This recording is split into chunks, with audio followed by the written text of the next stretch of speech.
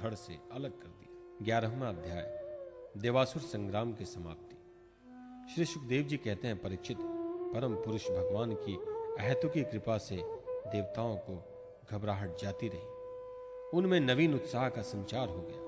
पहले इंद्र, वायु आदि देवगण रणभूमि में जिन जिन दैत्यों से आहत हुए थे, उन्हीं के ऊपर अब वे पूरी शक्ति से प्रहार करने लगे।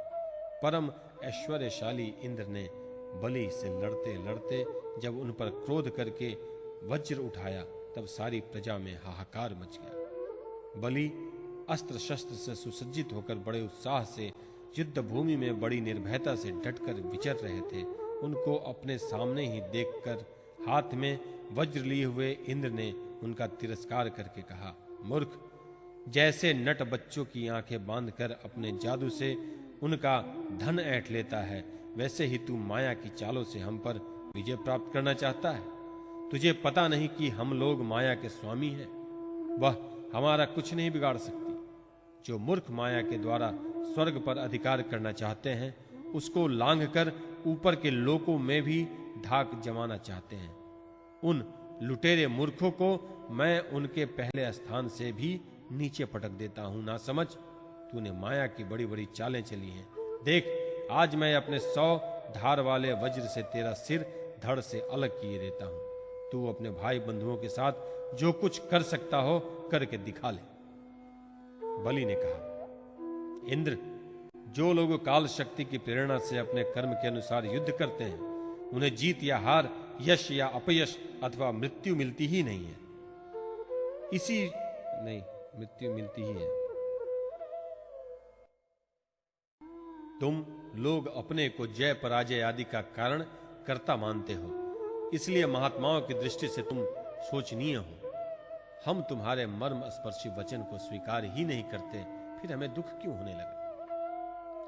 श्री सुखदेव जी कहते हैं, वीर बलि ने इंद्र को इस प्रकार फटकारा।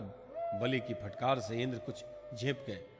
तब तक वीरों का मान मर्दन करने वाले बलि ने अपने धनुष को कान तक खींच खींच कर बहुत से बाण मारे। सत्यवादी देव शत्रु बलि ने इस प्रकार इंद्र का अत्यंत तिरस्कार किया। अब तो इंद्र अंकुश से मारे हुए हाथी की तरह और भी चिढ़ गए। बलि का आक्षेप वे सहन न कर सके। शत्रुघाती इंद्र ने बलि पर अपने अमोघ वज्र का प्रहार किया। उसकी चोट से बलि पंख कटे हुए पर्वत के समान अपने विमान के साथ पृथ्वी पर गिर पड़े। बलि का एक बड़ा हितैषी और घनिष्ठ मित्र जंभासुर था। अपने मित्र के गिर जाने से वे भी उनको मारने का बदला लेने के लिए इंद्र के सामने आ खड़ा हुआ। सिंह पर चढ़कर वह इंद्र के पास पहुंच गया और बड़े वेग से अपनी गदा उठाकर उनके जत्रु स्थान हंसली पर प्रहार किया। साथ ही उस महाबली ने ऐरावत पर भी एक गदा जमाई। गदा की चोट से ऐरावत को बड़ी पीड़ा हुई। उसने व्याकुलता से घुटने टेक दिए और मूर्छित हो गया। उसी समय इंद्र का सारथी मातली 1000 घोड़ों से जुता हुआ रथ ले आया और शक्तिशाली इंद्र ऐरावत को छोड़कर तुरंत रथ पर सवार हो गए। दानव श्रेष्ठ जम्ब ने रणभूमि में मातली के इस काम की बड़ी प्रशंसा की और मुस्कुराकर चमकता हुआ त्रिशूल उसके हाथ के ऊपर चलाया। मातली ने धैर्य के साथ इस असह्य पीड़ा को सह लिया। तब इंद्र ने क्रोधित होकर अपने वज्र से जंब का सिर काट डाला। देवर्षि नारद से जंभासुर की मृत्यु का समाचार जानकर उसके भाई बंधु नामुची बल और पाक झटपट रणभूमि आ पहुंचे। अपने कठोर और मर्मस्पर्शी वाणी से उन्होंने इंद्र को बहुत कुछ बुरा भला कहा और जैसे बादल पहाड़ पर मूसलाधार पानी बरसाते हैं, वैसे ही उनके ऊपर बाणों की झड़ी लगा दी। बल ने बड़े हस्तल घव से एक साथ ही 1000 बाण चलाकर इंद्र के 1000 घोड़ों को घायल कर दिया। पाक ने 100 बाणों से मातली को और 100 बाणों से रथ के एक एक अंग को छेद डाला। युद्ध भूमि में यह बड़ी अद्भुत घटना हुई कि एक ही बार इतने बाण उसने चढ़ाए और चलाए। नामुची ने बड़े बड़े 15 बाणों से, जिसमें सोने के पंख लगे हुए थे, इंद्र को मारा और युद्ध भूमि में वह जल से भरे बादल के समान गरजने लगा। जैसे वर्षा काल के बादल सूर्य को ढक लेते हैं, वैसे ही असुरों ने बाणों की वर्षा से इंद्र और उनके रथ तथा सारथियों को भी चारों ओर से ढक दिया। इंद्र को न देखकर देवता और उनके अनुचर अत्यंत विह्वल होकर रोने चिल्लाने लगे। एक तो शत्रुओं ने उन्हें हरा दिया था और दूसरे अब उनका कोई सेनापति भी न रह गया था। उस समय देवताओं की ठीक वैसी ही अवस्था हो रही थी जैसे बीच समुद्र में नाव डूब जाने पर व्यापारियों की होती है।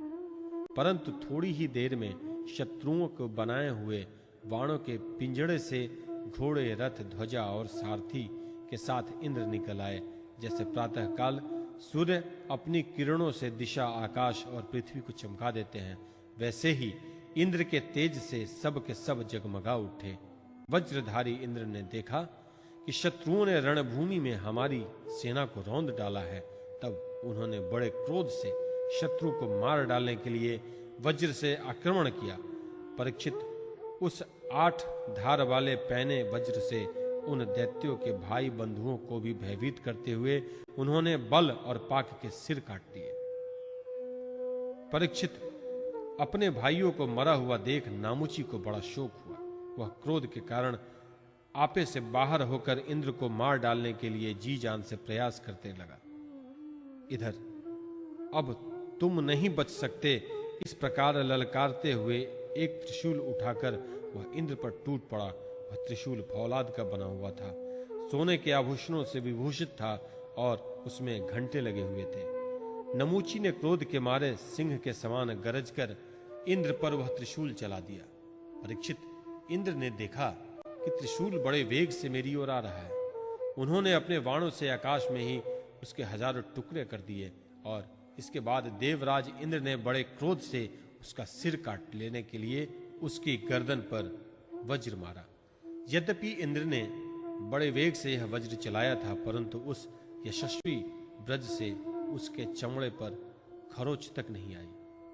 यह बड़ी आश्चर्यजनक घटना हुई कि जिस वज्र ने महाबली वृत्तासुर का शरीर टुकड़े टुकड़े कर डाला था, नमुची के गले की त्वचा ने उसका तिरस्कार कर दिया। जब वज्र नमुची का कुछ न बिगाड़ सका, तब इंद्र उससे डर गए।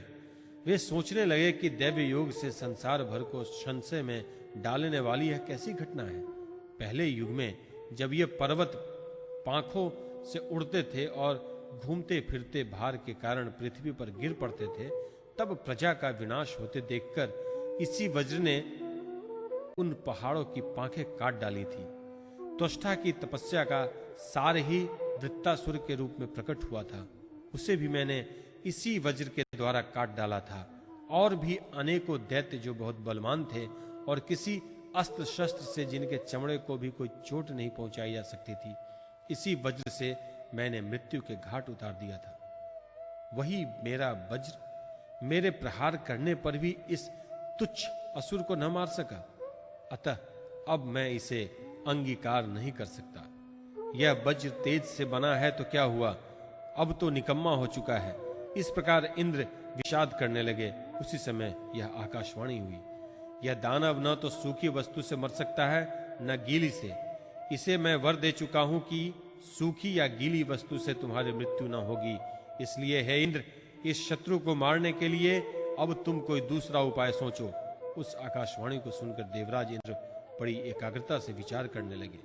सोचते सोचते उन्हें सूझ गया कि समुद्र का फेन तो सूखा भी है, गीला भी है, इसलिए न उसे सूखा कह सकते हैं न गीला कह सकते हैं। अतः इंद्र ने उस पर सूखे और न गीले समुद्र फेन से नमुची का सिर काट डाला।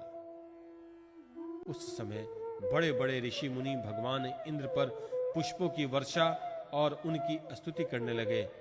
गंधर्व शिरोमणि विश्वासवसु ने तथा परवावसु गान करने लगे। देवताओं की दुदुम्बियां बजने लगी और नर्तकियां आनंद से नाचने लगी। इसी प्रकार वायु, अग्नि, वरुण आदि दूसरे देवताओं ने भी अपने अस्त्र शस्त्रों से विपक्षियों को वैसे ही मार गिराया जैसे सिंह हरिणों को मार के डालते हैं। परीक्षित, इधर ब्रह्मा जी ने देखा कि दानवों का तो सर्वथा नाश हुआ ही जा रहा है।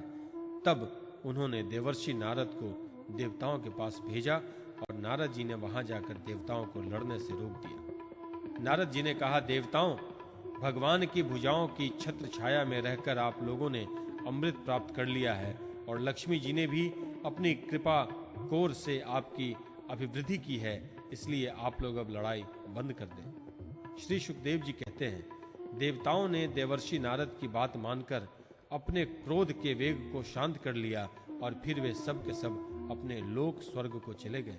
उस समय देवताओं के अनुचर उनके यश का गान कर रहे थे। युद्ध में बचे हुए दैत्यों ने देवर्षि नारद की सम्मति से वज्र की चोट से मरे हुए बलि को लेकर अस्ताचल की यात्रा की। वहां शुक्राचार्य ने अपनी संजीवनी विद्या से उन असुरों को जीवित कर दिया जिनके गर्दन आदि अंग कटे नहीं थे, बच रहे थे। शुक्राचार्यों के स्पर्श करते ही बलि की इंद्रियों में चेतना और मन में स्मरण शक्ति आ गई। बलि यह बात समझते थे कि संसार में जीवन मृत्यु जय पराजय आदि उलटफेर होते ही रहते हैं, इसलिए पराजित होने पर भी उन्हें किसी प्रकार का खेद नहीं हुआ।